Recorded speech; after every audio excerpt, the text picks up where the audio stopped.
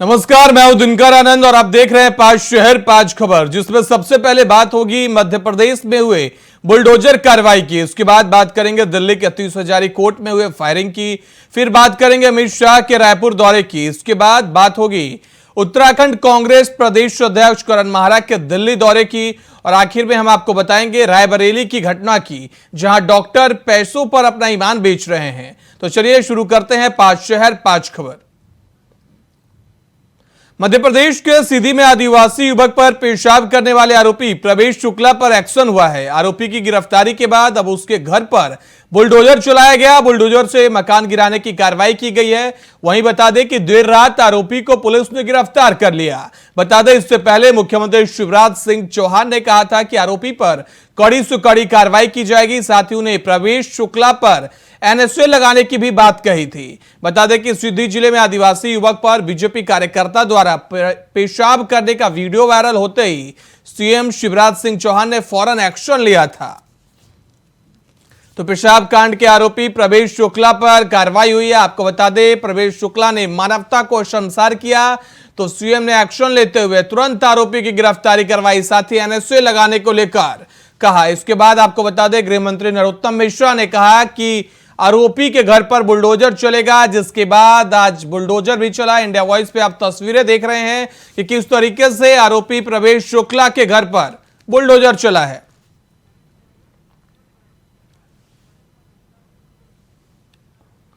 खबर पर ज्यादा जानकारी के लिए हमारे साथ तरुण दुबे, स्टेट हेड भोपाल से जुड़ गए हैं। तरुण, क्या जानकारी है? कार्रवाई हो चुकी है? मामले पर कार्रवाई हो चुकी है। लगभग जो है वायरल वीडियो परसों रात की जो घटना पूरी बताई जा रही है, और भारतीय जनता पार्टी के जो विधायक हैं और विधायक प्रतिनिधि के द्वारा ये पूरा कृत्य किया गया है। ये बहुत ही शर्मनाक है और भारतीय जनता पार्टी के जो कार्यकर्ताओं द्वारा ये सारे कृत्य किए जा रहे हैं, ऐसी चीजें सामने आ रही। कहीं ना कहीं ये बहुत ज्यादा शर्मनाक है। और उसके बावजूद 2 दिन होने के बाद आज जब जो है मुख्यमंत्री और गृह मंत्री ने पूरे घटनाक्रम पर जब वो मीडिया ने उस पूरे मामले को जो है दिखाया तरीके से, और सोशल मीडिया पर जब वो सारा वीडियो वायरल हुआ, उसके बाद जो है मुख्यमंत्री और गृह मंत्री ने मामले पर कार्रवाई की। तो इस कार्रवाई में इतनी देरी क्यों की? ये कार्रवाई तत्काल हो जाना चाहिए था। इस कार्रवाई में इतनी देरी क्यों? बुलडोजर चलाने में इतनी देरी क्यों? बल्कि मध्य प्रदेश के मुख्यमंत्री शिवराज सिंह चौहान कहते हैं कि अपराधियों को 2 फीट गड्ढे में नीचे गाड़ दिया जाएगा, बुलडोजर की कार्रवाई की जाएगी। तो ये कार्रवाई, इस पूरी कार्रवाई में इतना समय क्यों लगाया गया? जी तरुण, इसको लेकर लगातार विपक्षी दल कांग्रेस की तरफ से प्रतिक्रियाएं सामने आई। एक तरफ जहां कहा जा रहा है कि बीजेपी आदिवासियों का कभी सम्मान नहीं करती, इस वजह से कार्रवाई में देरी की गई है। साथ ही इसको विधानसभा चुनाव को लेकर भी एक नैरेटिव बनाने की कोशिश कांग्रेस की तरफ से की जा रही है क्या? बिल्कुल ऐसा हो सकता है। कोई मतलब बहुत बड़ी बात नहीं है। कांग्रेस पूरे मामले को नेगेटिव, बीजेपी के नेगेटिव भी लेकर जा सकती है और लेकर जा रही है। आज इस पूरे मामले को लेकर के जिला कांग्रेस कमेटी ने कांग्रेस कार्यालय के बाहर जो है धरना प्रदर्शन किया और भाजपा सरकार के पुतला दहन भी किया है। कई तरह से कांग्रेस पार्टी जो है इसमें विरोध प्रदर्शन कर रही है। कांग्रेस के बड़े नेताओं ने इस पूरे मामले पे कई सारी प्रतिक्रिया दी हैं और तीखी बयानबाजी भी हुई है, पूरी सियासत गरमाई हुई है। दोनों भाजपा और कांग्रेस दोनों पार्टी एक दूसरे के ऊपर हमलेवार कर रही है, मतलब बयान के रूप में हमले कर रहे हैं और कई सारे एंटी बयान दे रहे हैं दोनों पार्टी एक दूसरे के ऊपर। जी, दिग्विजय सिंह का भी बयान सामने आया है। उन्होंने भी कहा कि बीजेपी कभी दलित और आदिवासियों का सम्मान नहीं करती। जहां एक तरफ उन्होंने राष्ट्रपति का भी जिक्र किया कि राष्ट्रपति द्रौपदी मुर्मू को दिल्ली के जगन्नाथ मंदिर में अंदर नहीं जाने दिया जाता है। दूसरी तरफ उन्होंने कहा कि आदिवासियों के साथ लगातार ऐसे मामले सामने आते हैं, चाहे वह भारत का कोई भी हिस्सा हो, बीजेपी उन्हें सम्मान नहीं करती। कितनी सच्चाई है तरुण इस बातों में? देखिए, इसमें कोई भी अंदेशा नहीं है। बिल्कुल ये बात कहीं ना कहीं सच भी साबित होती है कि भारतीय जनता पार्टी सिर्फ वोट बैंक की राजनीति करती है और वोट बैंक अपना समेटने के लिए, वोट बैंक कवर करने के लिए अलग अलग जातियों और अलग अलग धर्मों के पास अलग अलग तरीके से जाकर उनको कहीं ना कहीं अपनी तरफ करने की कोशिश करती है। लेकिन इस बार कहीं ना कहीं भारतीय जनता पार्टी जो है अपने वोट बैंक को समेटने में जो है असफल साबित होती नजर आ रही है। और कहीं ना कहीं आदिवासियों के खिलाफ और आदिवासियों के साथ इस तरह की घटनाएं होना एक बहुत बड़ी जो है शर्मनाक हरकत है और भारतीय जनता पार्टी के लिए कहीं ना कहीं ये चीज नेगेटिव साबित होगी और चुनाव में इनको कहीं ना कहीं इस चीज का नुकसान भी होगा। जी, कुछ लोगों का ऐसा भी कहना है कि विधायक प्रतिनिधि के करीबी थे, इस वजह से उन पे कार्रवाई में देरी हुई, इस वजह से गृह मंत्री को खुद से आकर बोलना पड़ा कि कार्रवाई होगी, बुलडोजर चलेगी। जी बिल्कुल, ये जो आरोपी हैं ये विधायक प्रतिनिधि के मतलब जो क्षेत्रीय विधायक है रीवा के, भाजपा के विधायक है, इनके बहुत ही खास माने जाते हैं। और विधायक प्रतिनिधि के नाम से भी इनका जो वीडियो वायरल हो रहा है, काफी लोगों ने बहुत बहुत धन्यवाद तरुण हमारे साथ जुड़ने के लिए और ज्यादा जानकारी देने के लिए। बढ़ते अगली खबर की ओर। दिल्ली के 30 हजारी कोर्ट में आज वकीलों के बीच फायरिंग हो गई। वकीलों में बहस के बीच फायरिंग हुई। इस घटना के बाद पुलिस के तमाम आला अधिकारी घटनास्थल पर मौजूद हैं। इस घटना में किसी के घायल होने की कोई खबर नहीं है।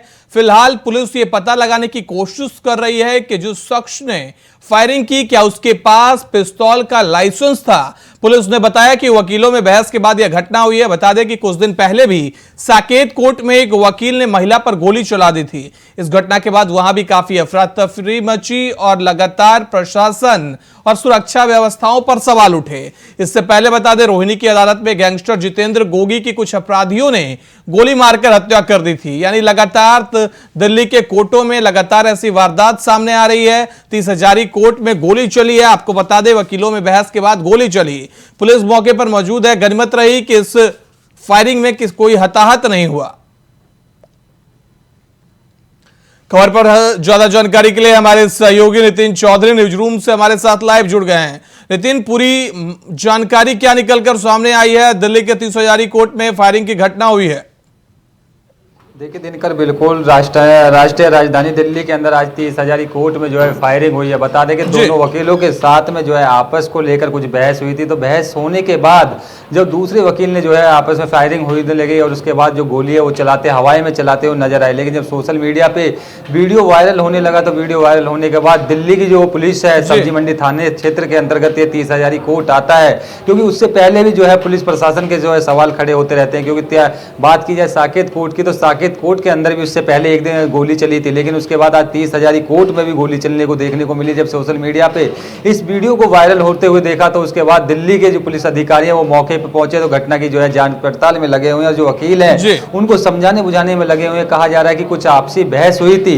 बहस होने के बाद ही जो है दोनों आपस में जो है भिड़ गए थे। लेकिन उसके बाद जो सोशल मीडिया के वीडियो वायरल होने के बाद जब प्रशासन मौके पे पहुंच के पूरे मामले की जांच पड़ताल में लग रहा है। लेकिन क्योंकि इस तरीके की घटना जो कोर्ट परिसर के अंदर होता है तो उसको देखते हुए जो आसपास के लोग हैं उनमें काफी डरों का माहौल रहता है। क्योंकि पहले जब साकेत कोर्ट के अंदर गोली चली थी, गोली चलने के बाद जब महिला को गोली लगी थी तो उससे भी साकेत कोर्ट में जो अफरा तफरी मची। अफरा तफरी मचने के बाद भी कोर्ट के अंदर आखिरकार इस तरीके से लाइसेंस की जो पिस्टल है या विदाउट लाइसेंस पिस्टल है उनको आखिरकार इजाजत किस तरीके से दी जाती है। क्योंकि कोर्ट के अंदर तमाम इतनी सुरक्षा व्यवस्था रहती है, प्रशासन पूरी तरीके से जो है चौक चौबंद रहता है। पुलिस प्रशासन के लोग कोर्ट के अंदर जो है लगे गेट पे लगे रहते हैं, चेकिंग करते हैं। आखिरकार ऐसे इजाजत किसने दी वकील को जिस तरीके से वकील ने वहां पर हवाई फायरिंग करते हुए नजर आया था जी। लेकिन कई अहम सवाल खड़े होते हैं कि बार बार देश की राष्ट्रीय राजधानी दिल्ली में इस तरीके के वारदात हो जाना। इससे पहले हमने देखा उत्तर प्रदेश में भी खुलेआम कोर्ट परिसर में गोलीबारी हुई, अपराधियों की गोली मारकर हत्या कर दी गई। वहीं आपको साकेत कोर्ट का आप जिक्र कर रहे हैं, इससे पहले महिला को भी गोली मार दी गई थी। आखिर चूक कहां हो रही है प्रशासन से? क्या कोर्टों में लगी हुई चेकिंग मशीन पर चेक नहीं किया जा रहा है? क्या प्रशासन वहां पे अनदेखी कर रही है?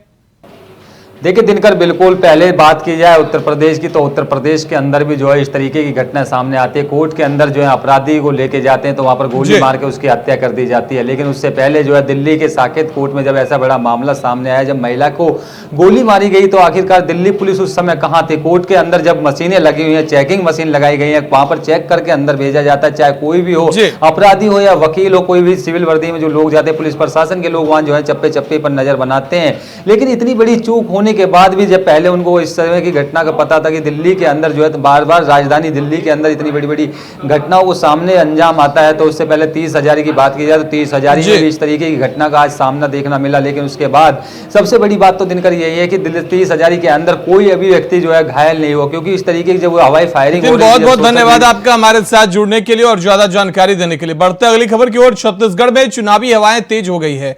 बीजेपी के केंद्रीय नेतृत्व ने चुनाव के पहले छत्तीसगढ़ बीजेपी के पक्ष में माहौल बनाने के लिए पूरी ताकत झोंक दी है। 7 जुलाई को प्रधानमंत्री नरेंद्र मोदी खुद रायपुर दौरे पर रहेंगे। वहीं इससे पहले केंद्रीय गृह मंत्री अमित शाह आज बुधवार को फिर से रायपुर आ रहे हैं। बीजेपी की चुनावी एक्टिविटी को देखकर यह अंदाजा लगाया जा सकता है कि बीजेपी हर हाल में छत्तीसगढ़ में चुनाव जीतने के मूड में है। अमित शाह छत्तीसगढ़ बीजेपी के बड़े नेताओं के साथ चुनावी रणनीति के लिए गुप्त मीटिंग कर सकते हैं आज, क्योंकि अमित शाह का कोई आम सभा जैसा कार्यक्रम छत्तीसगढ़ में नहीं रखा गया। केवल चुनाव के सिलसिले में गुप्त मीटिंग होने की जानकारी है। इस मीटिंग को लेकर बीजेपी के प्रदेश प्रभारी ओम माथुर ने 2 लाइन का बयान देकर उनके दौरे को संगठन का रूटीन दौरा बताया है।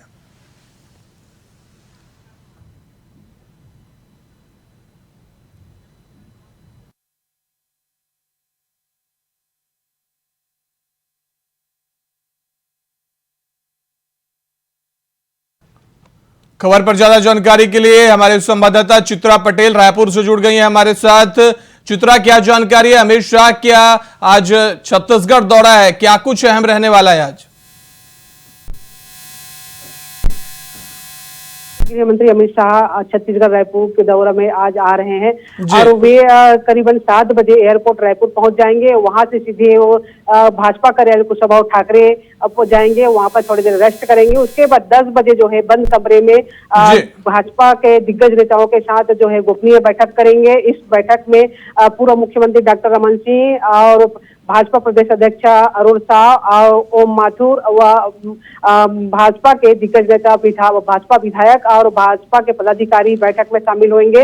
बताया जा रहा है कि ये बैठक जो है गोपनीय रहेगा और मीडिया से दूरी रहेगी। इस बैठक में को बताया जा रहा है कि आगामी 2023 और 24 के चुनाव को फोकस किया जा रहा है। 2023 के चुनाव को लेकर जो है रणनीति तैयार की जाएगी और वहीं पर कांग्रेस के जो रणनीति है, वो कांग्रेस को घोषणा पत्र है और उसको लेकर चर्चा होगी। भारतीय जनता पार्टी पिछले समय जो घोषणा पत्र तैयार की थी उस पर भी चर्चा होगी और भारतीय जनता पार्टी 2023 के चुनाव में कौन रणनीति को लेकर जो है जनता के बीच जाएंगे और जनता के समक्ष अपनी बात रखेंगे। इसको लेकर जो है रणनीति तैयार की जाएगी, इस पर चर्चा की।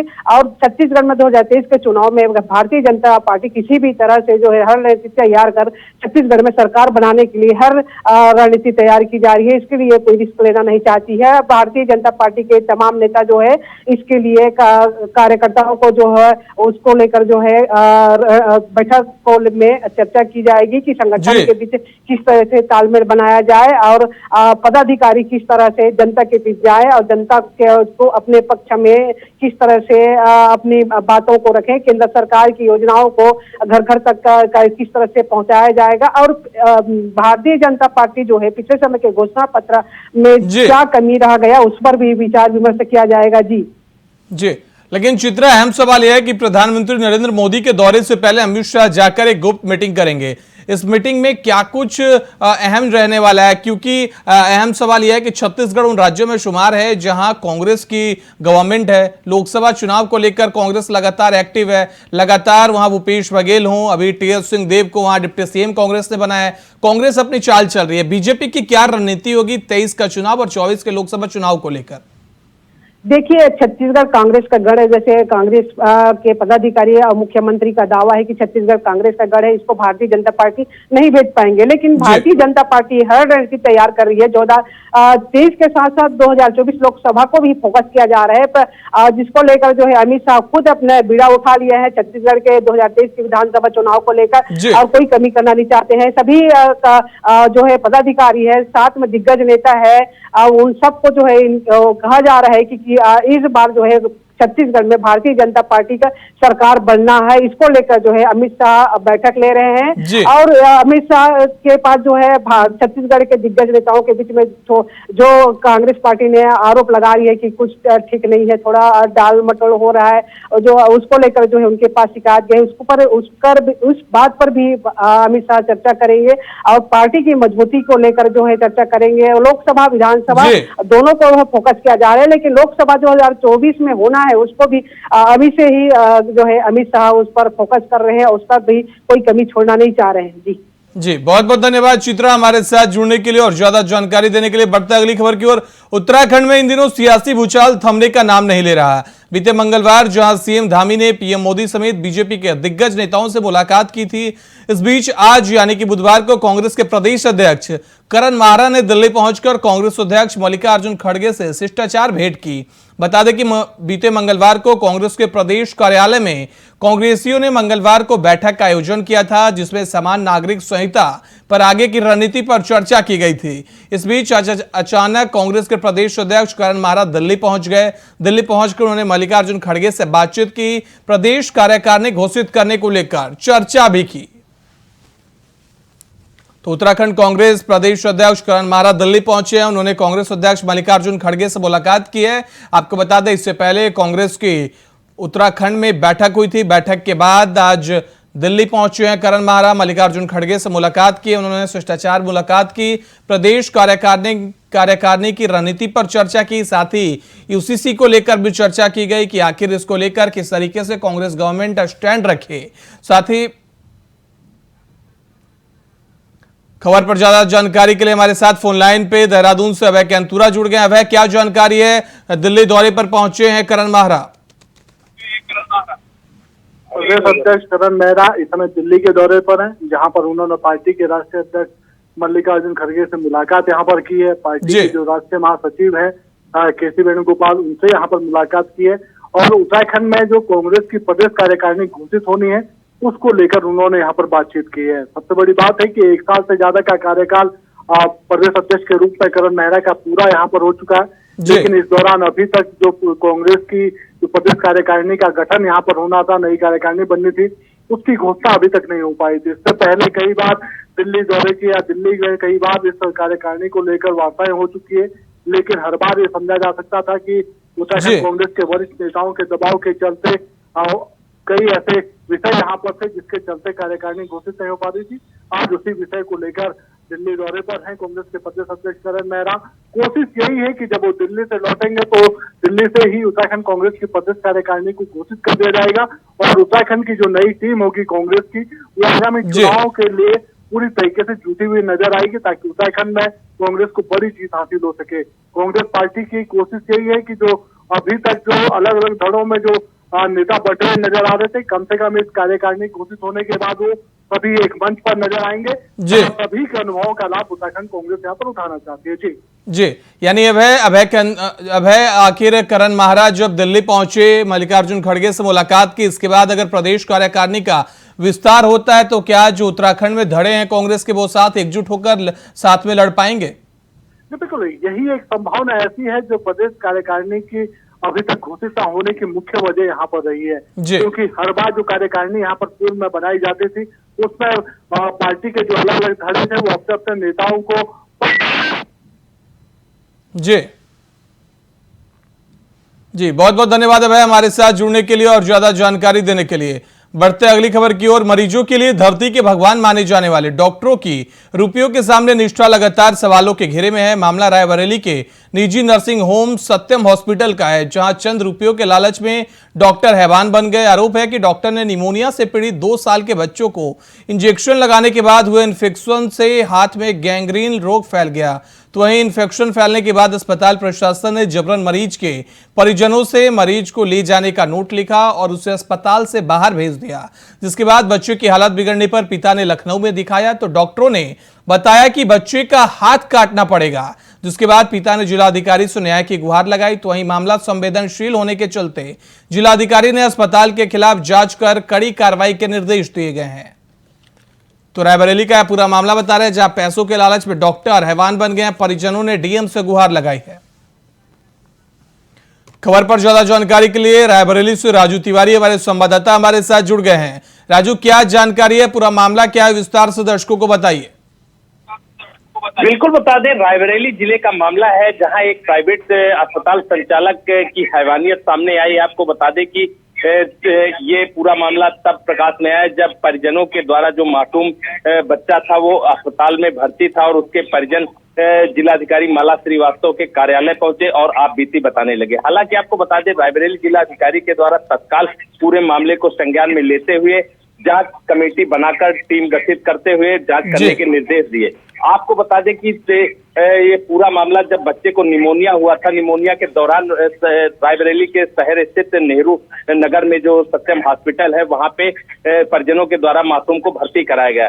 लेकिन जब उसकी हालत लगातार बिगड़ने लगी और हाथ में उसके गैंग्रीन का इंफेक्शन हो गया, जिसके बाद जो प्राइवेट हॉस्पिटल संचालक और डॉक्टर थे दोनों के द्वारा गठजोड़ करते हुए एक नोट बनाते हुए और उसको डिस्चार्ज कर दिया गया है। और उसने साफ तौर पर जिलाधिकारी से आरोप लगाते हुए बताया है कि उनको हॉस्पिटल से निकाल दिया गया, जिसके बाद रायबरेली के स्थित एम्स में जो है परिजनों के द्वारा मासूम को ले जाया गया। तो वहां डॉक्टरों के द्वारा साफ तौर पे कहा गया कि इसका इलाज यहाँ नहीं संभव है, जिसके बाद परिजनों के द्वारा उसे लखनऊ ले जाया गया, जहां डॉक्टरों ने उसके हाथ काटने की बात कही।